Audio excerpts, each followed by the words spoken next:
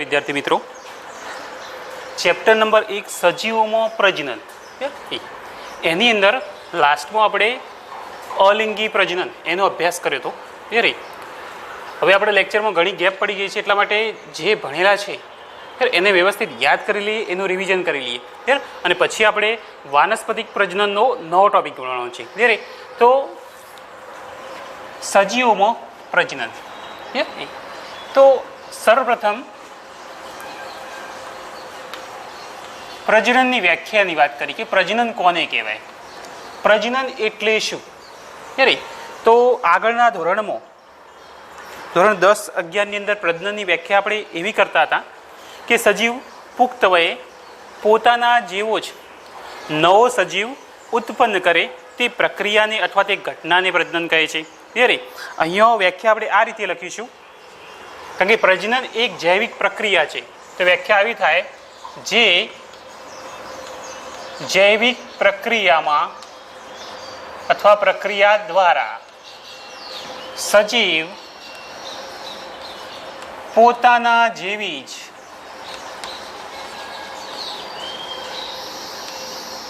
નવી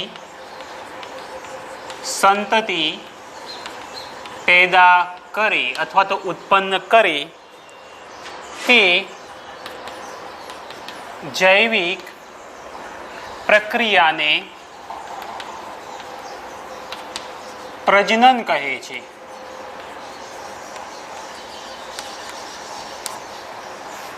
તો આ છે પ્રજનનની વ્યાખ્યા કે જે જૈવિક પ્રક્રિયા દ્વારા સજીવ પોતાના જેવી જ નવી સંતતિ યા બાળ પેદા કરે તે ઘટનાને અથવા તે જૈવિક પ્રક્રિયાને પ્રજનન કહે છે. કારણ કે પ્રજનન એ એક સજીવોમાં થતી પ્રક્રિયા અથવા સજીવોનું એક લક્ષણ છે, એટલા માટે એને શું કહેવાય છે? જૈવિક પ્રક્રિયા. પછી બીજી આપણે એક વ્યાખ્યા જોઈ હતી, જીવનકાળ યાર, લાઈફ સ્પાન.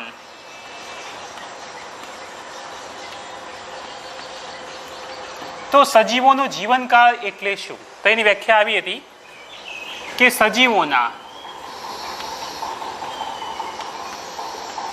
જન્મથી લઈને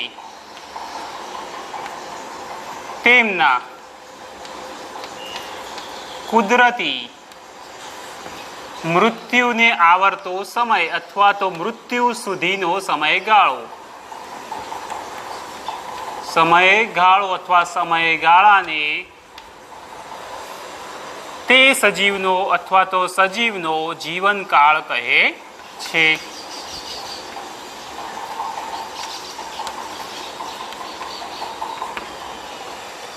તો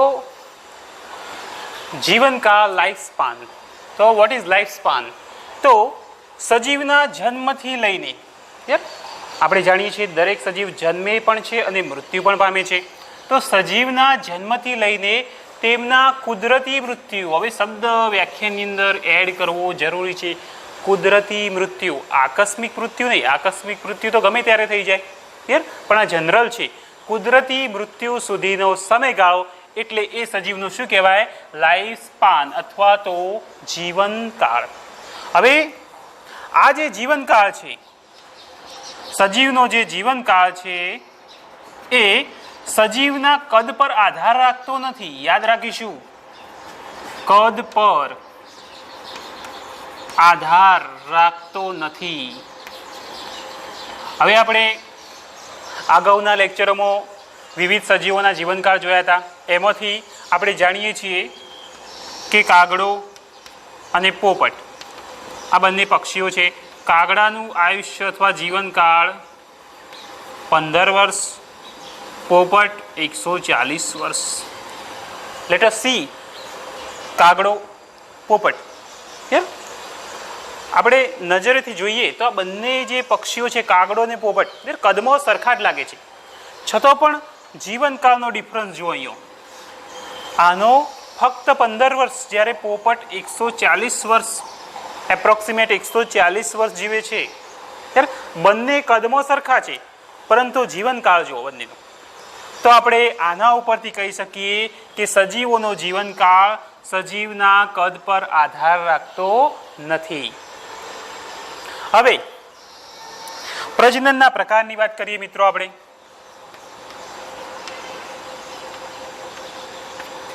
તો પ્રજનનના બે પ્રકાર છે. કયા કયા? એક છે અલિંગી પ્રજનન અને બીજું છે લિંગી પ્રજનન. તો યાદ રાખીશું પ્રજનનના કેટલા પ્રકાર? તો બે પ્રકાર.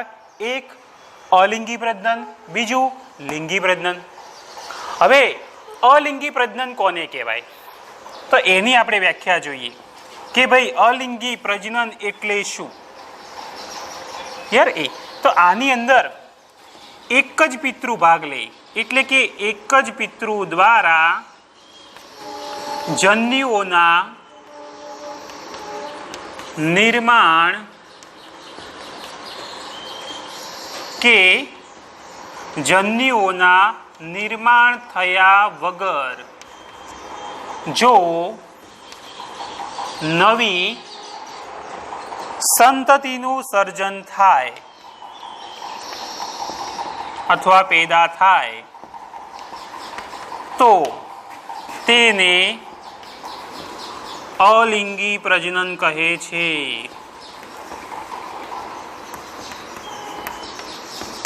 યાદ રાખીશું અલિંગી પ્રજનનની અંદર એક જ પિતૃ ભાગ લે છે.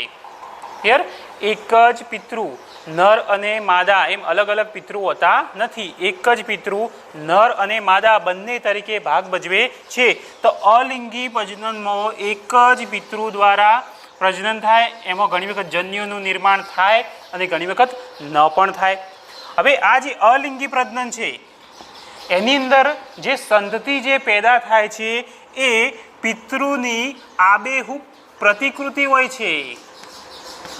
યાદ રાખીશું પ્રતિકૃતિ એટલે સેમ પિતૃને મળતી જ આવે છે. યાર મોટા ભાગના એક કોષીય સજીવો, બહુકોષીમાં પણ જોવા મળે, પણ એક કોષીય સજીવોમાં આ અલિંગી પ્રજનન વધારે જોવા મળે છે. યાર બહુકોષી સજીવોમાં પણ જોવા મળશે. યાર તો આ હતું અલિંગી પ્રજનન. આની અંદર એક જ પિતૃ ભાગ લેશે. યાર હવે એના પછી છે લિંગી પ્રજનન. તો લિંગી પ્રજનન કોને કહેવાય? તો અહીંયા હું એની વ્યાખ્યા લખું છું કે ભાઈ લિંગી પ્રજનન કોને કહેવાય. યાર તો આની અંદર વ્યાખ્યા આવી છે કે બે વિરુદ્ધ જાતિના પિતૃઓ ભાગ લેતા હોય અથવા તો ભાગ લે, તેમજ નરજન્યુ અને માદાજન્યુ ના જોડાણ દ્વારા જો નવી સંતતિનું સર્જન થાય તો તેને લિંગી પ્રજનન કહે છે. હવે આ ખાસ યાદ રાખીશું કે ભાઈ લિંગી પ્રજનન કોને કહેવાય? તો આની અંદર બે વિરુદ્ધ જાતિના પિતૃઓ, બે વિરુદ્ધ જાતિ એટલે કે એક પુલ્લિંગ એક સ્ત્રીલિંગ, યાની કે એક નર એક માદા, યાની કે માદા એટલે કે સ્ત્રી અને નર એટલે કે પુરુષ. જેમ આપણે હ્યુમનમાં એક્ઝામ્પલ લઈએ તો પુરુષ અને સ્ત્રી, બીજા સજીવોમાં નર અને માદા. યાર જનરલ શબ્દ નર અને માદા છે. તો અહીંયા નર અને માદા યાર એટલે કે બે વિરુદ્ધ જાતિના પિતૃઓ ભાગ લેતા હોય, પછી નરનો નરજન્યુ, માદાનો માદાજન્યુ, બંને ભેગા થઈ ફલનની પ્રક્રિયા થઈ અને પછી સંતતિનું નવી સંતતિનું સર્જન થાય તો એને શું કહેવાય? લિંગી પ્રજનન. હવે આ જે લિંગી પ્રજનન છે એની અંદર જે સંતતિ પેદા થાય છે એ પિતૃની આબેહૂબ પ્રતિકૃતિ હોતી નથી. થોડોક ફેરફાર જોવા મળે છે, થોડી ભિન્નતા જોવા મળે છે. યાદ રાખીશું યાર મોટાભાગના બહુકોષીય સજીવોમાં લિંગી પ્રજનન જોવા મળે છે. યાર હવે એના પછી આપણે વાત કરીએ અલિંગી પ્રજનનની પદ્ધતિઓ.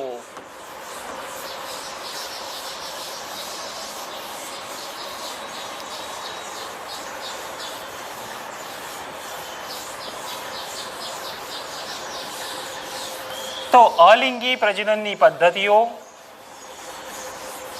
એના વિશે આપણે અભ્યાસ કરીએ.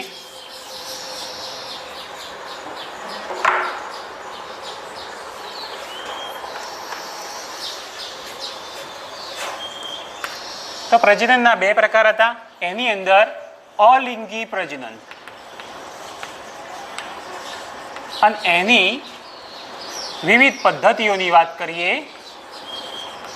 અથવા એના પ્રકાર પણ કહેવાય. તો એની અંદર મિત્રો ઘણી બધી પદ્ધતિઓ છે, જેમ કે ભાજન આવશે, પછી બીજાણુ સર્જન આવશે, યાદ રાખીશું નામ. ત્રીજું આવશે કલિકા સર્જન, ત્યાર પછી આવશે અવખંડન. આ જે અલિંગી પ્રજનનની પદ્ધતિઓ છે અથવા પ્રકાર છે, કયા કયા છે? ભાજન, બીજાણુ સર્જન, કલિકા સર્જન અને અવખંડન. આ જે ઘટનાઓ છે, આ જે પ્રકાર છે, એ વિવિધ વનસ્પતિઓ, પ્રાણીઓ, લીલ, ફૂગ, બેક્ટેરિયા જે સરળ પ્રકારના હોય, સરળ પ્રકારની લીલ હોય, ફૂગ હોય, સરળ પ્રકારના પ્રાણીઓ હોય, વનસ્પતિઓ, બેક્ટેરિયા, એની અંદર આ અલિંગી પ્રજનનની વિવિધ ઘટનાઓ ભાજન, બીજાણુ સર્જન, કલિકા સર્જન અને અવખંડન થાય છે. હવે ભાજનની વાત કરીએ મિત્રો, તો ભાજનની અંદર બે પ્રકાર છે પાછા. એક છે દ્વિભાજન અને બીજું છે બહુભાજન. હવે દ્વિભાજનની અંદર પણ ત્રણ પ્રકાર છે. એક છે સરળ દ્વિભાજન, યાદ રાખીશું આ નીટ માટે. બીજું છે અનુપ્રસ્થ દ્વિભાજન અને ત્રીજું છે આયામ દ્વિભાજન.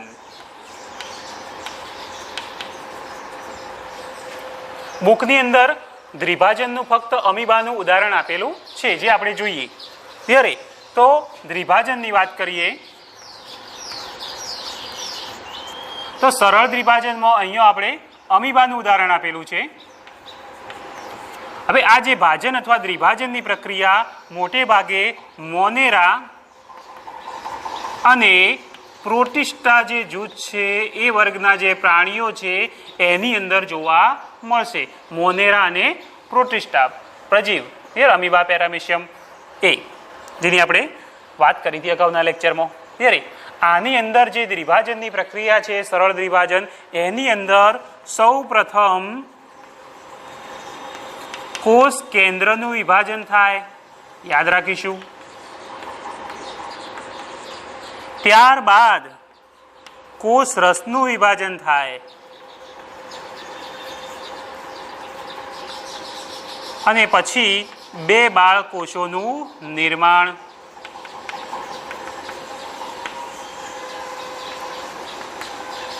જેમ કે અહીંયા આ અમીબા છે,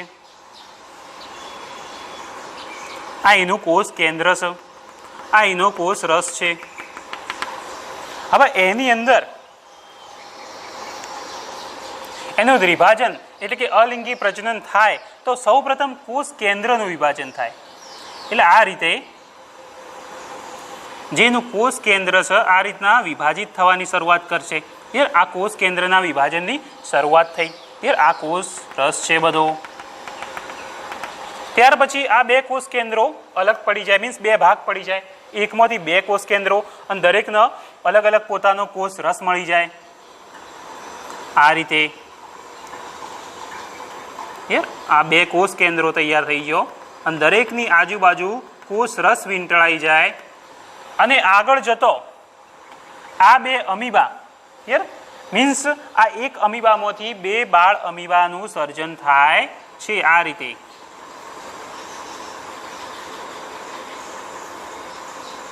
આ એનો કોષ રસ. તો આ રીતે આ બાળ કોષો છે अथवा बाळ अमीबा छे। क्लियर? तो आ रीते द्विभाजननी प्रक्रिया अमीबानी अंदर थाय छे। हवे बीजी प्रक्रिया छे ए छे કે આ શબ્દોથી તમે પરિચય અનુપ્રસ્થ એટલે ઊભું, આયામ એટલે અનુપ્રસ્થ એટલે આડું દ્વિભાજન, જેમ કે સજીવ હોય તો અહીંયાથી બે ભાગ પડે અને આયામ એટલે ઊભું. હવે બહુભાજન, બહુભાજનનો મુદ્દો બીજાણુ સર્જનની અંદર આવે જ છે. ક્લિયર? એ હવે બીજાણુ સર્જનની વાત કરીએ આપણે.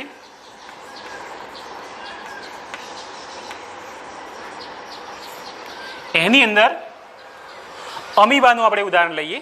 ક્લિયર? એ તો પ્રતિકૂળ સંજોગોમાં યાદ રાખીશું, પ્રતિકૂળ સંજોગોમાં અમીબામાં બહુભાજન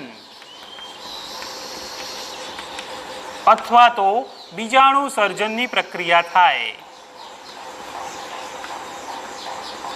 કઈ રીતે? તો જનરલી અમીબા આવું અનિયમિત આકારનું છે. આપણે જાણીએ છીએ આઈનો કોષ રસ છે. પરંતુ બીજાણુ સર્જન અથવા તો બહુભાજનની ઘટનામાં આ જે અમીબા છે એ પોતાના ખોટા પગને સંકોચી લે છે. આ પોતાના જે આજુબાજુ પગ છે એને સંકોચી લે અને આ રીતના ગોળાકાર બની જાય છે. યાદ રાખીશું, કેવું બની જાય છે? ગોળ બની જાય છે.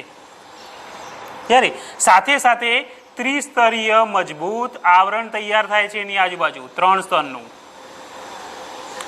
આ જે ત્રિસ્તરીય કવચ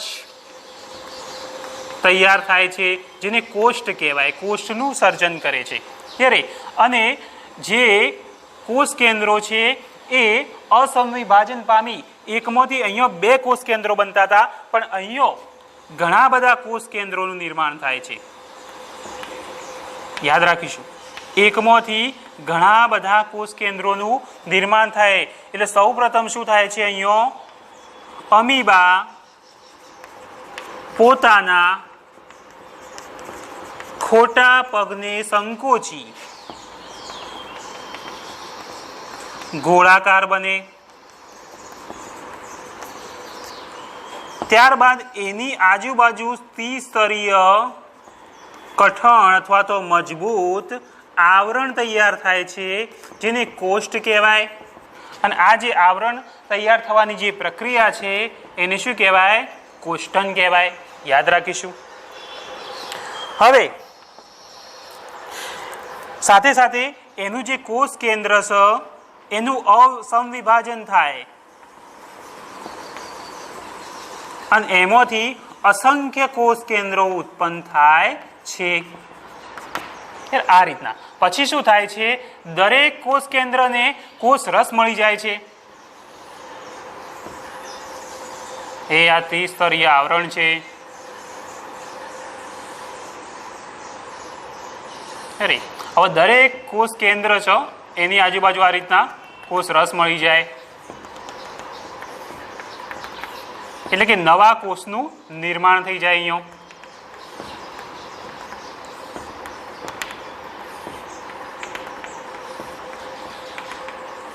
આ રીતે મિત્રો જો એકદમ સરળ જ છે. હવે આગળ આ ઘટના ચાલુ રહે અને આ કોષ્ટન તૂટે છે. હવે આ જે કોષ્ટન છે એ તૂટશે. હવે જે ત્રિસ્તરીય આવરણ છે એ તૂટશે એટલે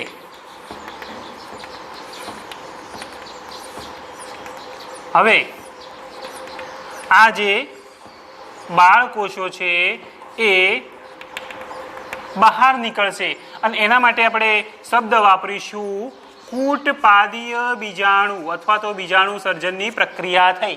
ખોટા પગવાળા બીજાણુ. ત્યારે અને આગળ સમય જતો આ અમીબા વિકાસ પામી પોતાની મૂળ અવસ્થામાં, એટલે આ રીતે અમીબામાં વિકાસ પામે છે. તો આ રીતે બીજાણુ સર્જનની પ્રક્રિયા અમીબા યારે પેરામીશિયમ પ્લાઝ્મોડિયમ એની અંદર થશે. પ્લાઝ્મોડિયમમાં પણ બીજાણુ સર્જન થાય છે, પણ પ્લાઝ્મોડિયમમાં શબ્દ યાદ રાખીશું કે એ અનુકૂળ સંજોગોમાં થાય છે જ્યારે પેરામિશિયમમાં બીજાણુ સર્જન અથવા તો બહુભાજન અમીબાની અંદર યાદ રાખીશું, અમીબાની અંદર કયા સંજોગોમાં? પ્રતિકૂળ સંજોગોમાં થાય છે. તો એ ખાસ યાદ રાખીશું, બરાબર. તો આ રીતે કોષ કેન્દ્ર અસંવિભાજન પામી અસંખ્ય કોષ કેન્દ્રો ઉત્પન્ન કરે છે. ત્યાર પછી દરેક નવા કોષનું એટલે કે નવા કોષોનું નિર્માણ થાય, બરાબર.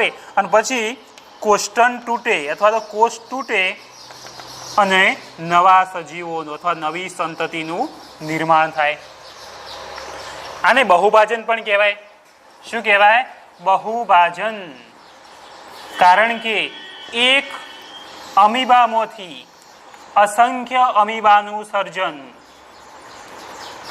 એટલે આને શું કહેવાય? બહુભાજન. કારણ કે દ્વિભાજન, બહુભાજન, ભાજનના આપણે જે બે પ્રકાર પાડ્યા હતા બહુભાજન, તો બહુભાજન આની અંદર આવી ગયો. આની અંદર આવી ગયો. ક્લિયર? એના પછી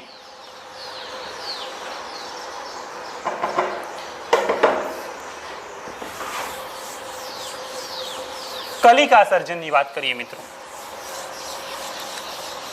તો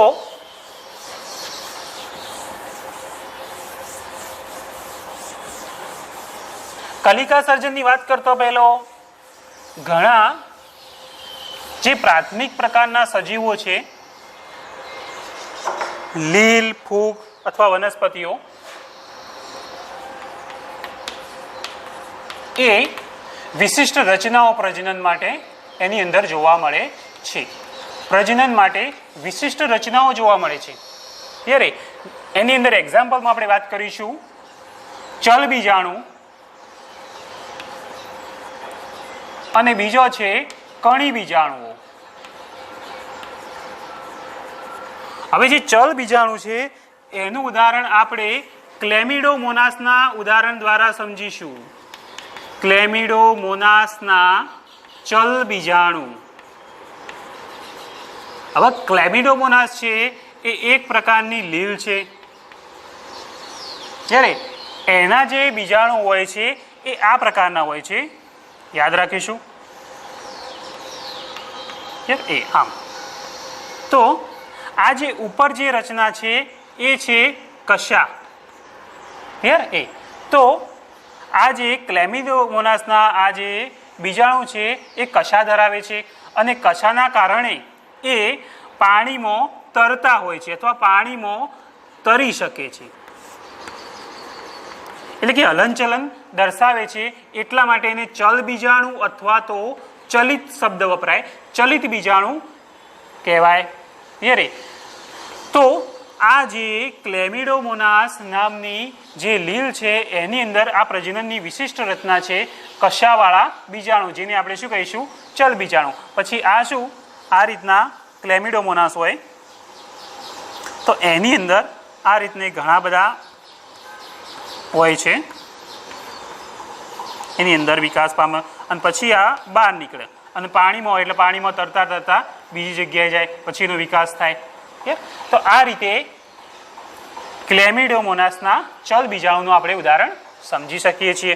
ત્યારે પાણીમાં તરીને હલનચલન એટલે કે ચલિત થતા હોય છે. બીજો પ્રકાર છે એ કણી બીજાણુનો છે. એની અંદર આપણે ફૂગનું એક્ઝામ્પલ લઈશું. ફૂગની અંદર કણી બીજાણુ, એમાં જે પેનિસિલિયમ નામની જે ફૂગ છે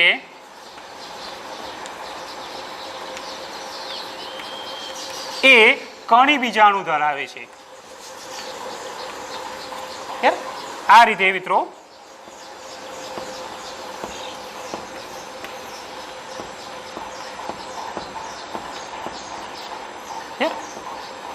આ છે કણી બીજાણુઓ.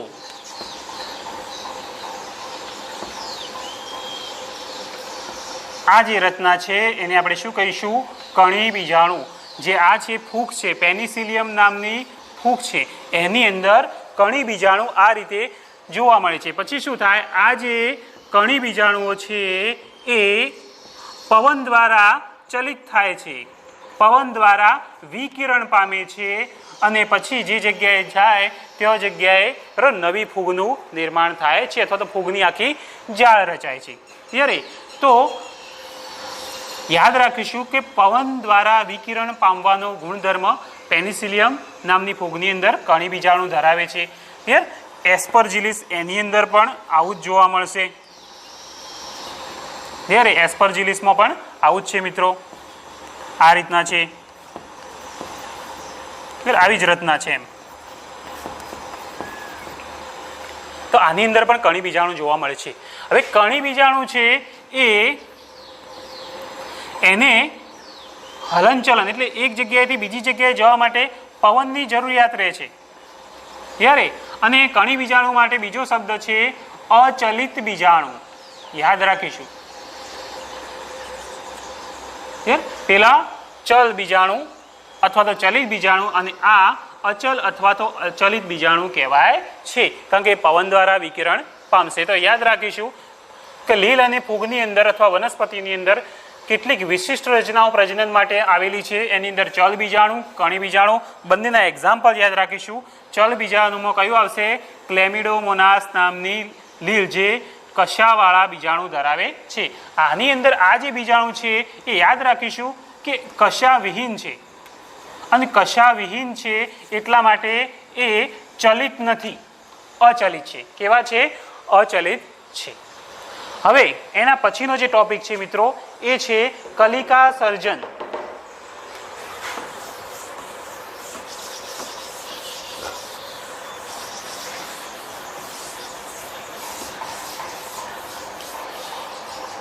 તો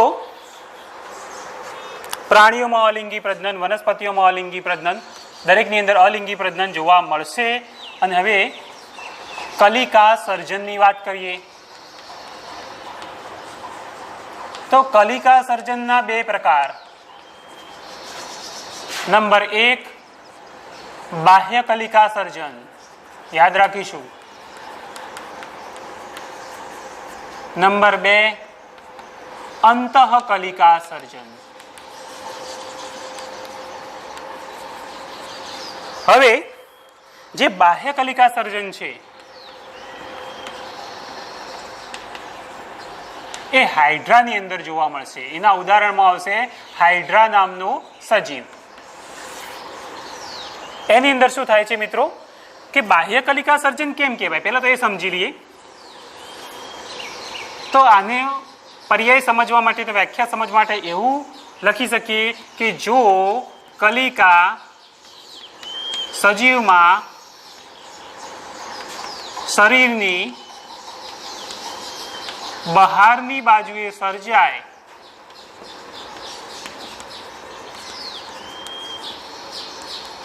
તો તેને બાહ્ય કલિકા સર્જન કહેવાય. જેમ કે હું હાઇડ્રાનું ઉદાહરણ લઉં. યાર હાઇડ્રાની વાત કરું છું અહીંયા.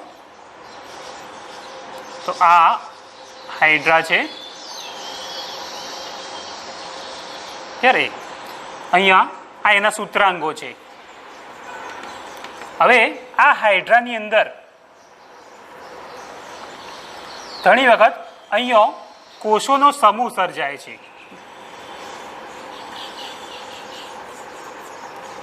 વિશિષ્ટ કોષોનો સમૂહ સર્જાય છે. વિશિષ્ટ કોષ સમૂહ સર્જાય છે.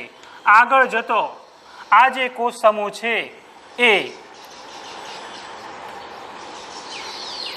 કલિકામાં પરિણમે છે. સામો કલિકામાં. અને આ કલિકામાંથી કહેવાય છે ને કે નવા હાઇડ્રાનું એટલે કે બાળ હાઇડ્રાનું સર્જન થાય છે આ રીતે. અને આગળ જતો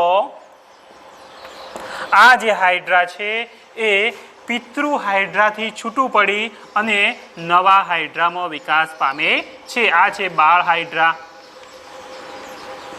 અથવા બાળ કોષ. તો અહીંયા કલિકા સર્જનની પ્રક્રિયા, બાહ્ય કલિકા સર્જનની પ્રક્રિયા હાઇડ્રામાં આ રીતે થાય છે, કારણ કે શરીરના બહારના ભાગમાં કલિકા સ્વરૂપે હાઇડ્રાનું સર્જન થાય છે, એટલે કે સંતતિ પેદા થાય છે.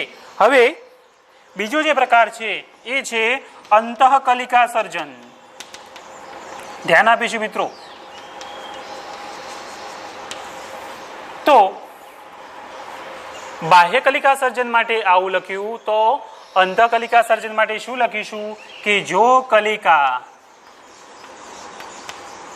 શરીરના અંદરના ભાગમાં સર્જાય અથવા તો બને તો કેવું કલિકા સર્જન કહેવાય? અંતઃકલિકા સર્જન. મોટા ભાગે વાદળીની અંદર વાદળીની અંદર આ પ્રક્રિયા જોવા મળશે. એની અંદર બે પ્રકારની વાદળી આવે. મીઠા જળની વાદળી જેને આપણે સ્પોન્જીલા કહીશું, અને બીજી છે દરિયાઈ વાદળી જેને આપણે સાયકોન કહીશું. જે આપણે આગળ જોયું હતું. ટૂંકમાં વાદળી કે વાદળીની અંદર જે કલિકાઓ છે, આ રીતના જે વાદળી છે તેના અંદરના ભાગમાં આ રીતના વિશિષ્ટ કોષ સમૂહ સર્જાય છે અને અંદરના ભાગમાં જ કલિકાઓ નિર્માણ પામે છે અને નવા સજીવનું નિર્માણ થાય છે. તો અંતઃકલિકા સર્જન એ વાદળીની અંદર જોવા મળશે. એના પછી છેલ્લો જે પ્રકાર છે મિત્રો એ છે અવખંડન, જેના પુનઃસર્જનથી પણ વ્યાખ્યાયિત આપણે કરી શકીએ. તો અવખંડન અથવા તો પુનઃસર્જન કોને કહીશું? તો આની અંદર શરીર અનેક ખંડોમાં અથવા તો ટુકડા વિભાજિત થાય છે. પછી દરેક ટુકડા અથવા તો દરેક ભાગ, જે તૂટેલો ભાગ છે એ પોતાના ખૂટતા ભાગો વિકસાવે છે અને પોતે એક નવા સજીવનું નિર્માણ કરે. જે ખૂટતો ભાગ છે એ પણ નવો સજીવ એટલે કે પુનઃસર્જન થયું કહેવાય. જેમ કે એના એક્ઝામ્પલમાં આવશે પ્લેનેરિયા, હાઇડ્રા, તારા માછલી વગેરે. તો પ્લેનેરિયાનું ઉદાહરણ આપણે સમજીએ. ત્યારે માનો કે અહીંયા હું એક પ્લેનેરિયા દોરું છું. આ એક પ્લેનેરિયા છે.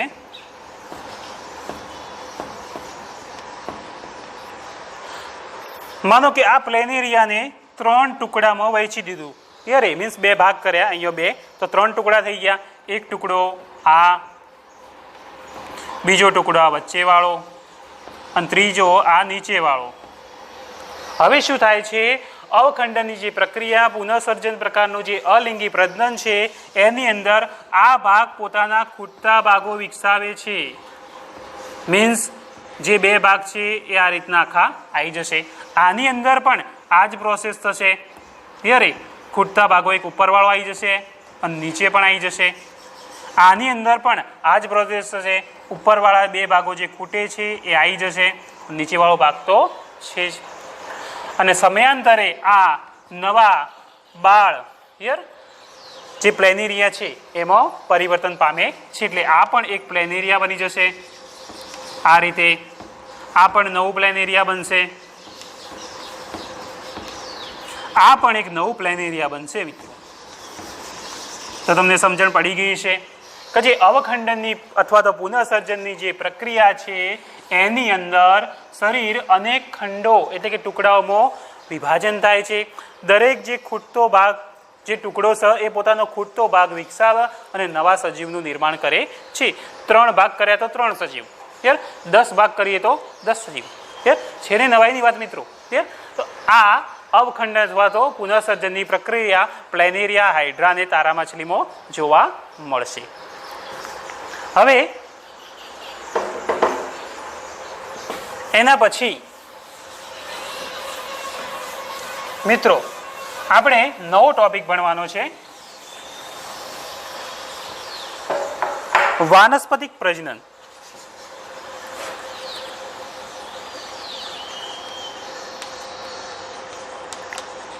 તો અહીંયા અલિંગી પ્રજનનની વાત છે, વાનસ્પતિક પ્રજનન. વનસ્પતિઓમાં અલિંગી પ્રજનન, જેના માટે શબ્દ વાપર્યો છે વાનસ્પતિક પ્રજનન. ક્લિયર? એ તો વનસ્પતિની અંદર ઘણી પ્રજનન માટે વિશિષ્ટ રચનાઓ ઉત્પન્ન થાય છે, જેને આપણે વાનસ્પતિક અથવા વનસ્પતિક પ્રસર્જકો એવું પણ કહી શકીએ. વાનસ્પતિક પ્રજનન અથવા વાનસ્પતિક પ્રસર્જકો. એની અંદર 8 રચનાઓ છે. ક્લિયર? યાદ રાખીશું. નંબર 1 છે ગ્રંથિલ, નંબર 2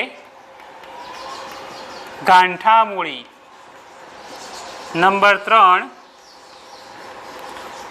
ભૂસ્તારી, નંબર 4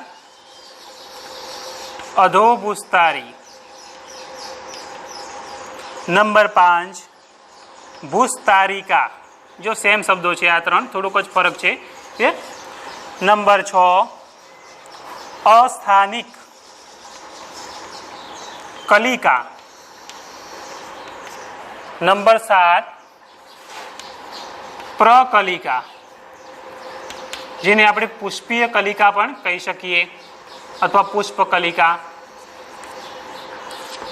નંબર 8 કંદ. તો આ 8 વિશિષ્ટ રચનાઓ છે જે પ્રજનન માટે અમુક વનસ્પતિઓમાં ઉદ્ભવે છે. કઈ યાદ રાખો, જેની વાનસ્પતિક પ્રસર્જકો પણ કહેવાય. યાદ રાખીશું.